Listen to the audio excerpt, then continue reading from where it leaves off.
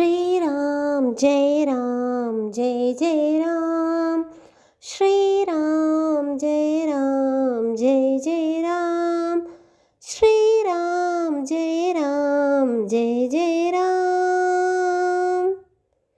ஸ்ரீராமருக்கும் சீதாவிற்கும் திருமணம் நல்ல முறையில் நடந்து முடிந்தது. ஸ்ரீராமருக்கு சீதாவும், பரதனுக்கு மாண்டவியும், லக்ஷ்மணனுக்கு ஊர்மிளையும், சத்ருகனுக்கு சுதகீர்த்தியும் திருமணம் செய்து வைத்தார்கள். அப்பொழுது அங்கு பரதனின் மாமா, அதாவது தாய் மாமன் யுதாஜிதனும் அங்கு அந்த திருமணத்திற்கு வந்து கலந்து கொண்டார். அதன் பின்னர் அவர் தசரதரிடம் கூறினார், என்னுடைய தந்தை, அதாவது யுதாஜிதன் கைகேயின் தந்தை பரதனை பார்க்க மிகவும் ஆசைப்படுகிறார் என்று, அதனால் நான் அவர்களை எங்கள் ஊருக்கு அழைத்து செல்கிறேன் என்றார். தசரதனும் அதற்கு ஒப்புக்கொண்டார். பரதனும் மாண்டவியும், பரதன் எங்கு சென்றாலும் சத்ருகனனும் அவருடனே சென்று விடுவார். அதனால் சத்ருகனனும் பரதனும் இருவருமே கைகேய தேசத்திற்கு யுதாஜிதனுடன் சென்று விடுகின்றனர். ஸ்ரீராமர், லக்ஷ்மணர் சீதாதேவியுடனும் ஊர்மிளையுடனும் அயோத்தி நோக்கி வருகின்றனர். அப்பொழுது வரும் வழியில் இவர்கள் ஜனகரும் எல்லா சீர்களெல்லாம் கொடுத்து அனுப்புகிறார். இவர்கள் வரும் வழியில் நிறைய பறவைகள் எல்லாம் ஒரு மாதிரி சத்தமிட்டு பறக்கின்றன.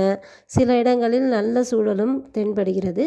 அப்பொழுது தசரதர் வசிஷ்டரிடம் கேட்கிறார், என்ன இவ்வாறு ஒரு டிஃப்ரெண்ட்டாக இருக்கிறதே என்று கேட்கும் பொழுது வசிஷ்டர் கூறுகிறார், ஒரு சில துர்நிமித்தங்கள் காணப்பட்டாலும் நல்ல சகுனங்களும் காணப்படுகின்றன, அதனால் நீ கவலைப்படாமல் வரவும் என்று கூறுகிறார்.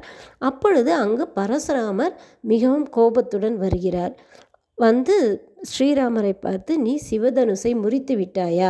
சிவதனுசை பற்றி உனக்கு தெரியுமா? நீ சிவதனுசை முறித்து விட்டாயா என்று.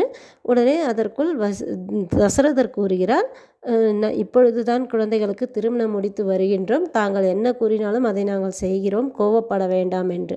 இருந்தாலும் அவர் மீண்டும் ஸ்ரீராமரிடம், நீ எப்படி அந்த சிவதனுசை முறிக்கலாம்? அதை முறித்து விட்டதனால் நீ பெரிய வீரன் என்று நினைப்போ?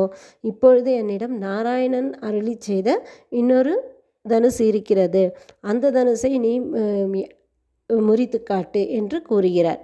உடனே ஸ்ரீராமரும், நான் பெரியவர்கள் இருப்பதனால் எதுவும் பேசாமல் இருந்தேன், கொடுங்கள் அந்த தனுசை என்று அந்த தனுசை அவர் லாவகமாக வாங்கினார். அதை பார்த்த உடனே பரசுராமருக்கு கோபம் தணிந்து, நீ இதை கையாண்ட விதமே மிகவும் திறமைசாலி என்பதை நிரூபித்துள்ளது என்று கூறி, நான் செல்கிறேன் என்று அவர் வனவாசம் நோக்கி சென்று விடுகிறார்.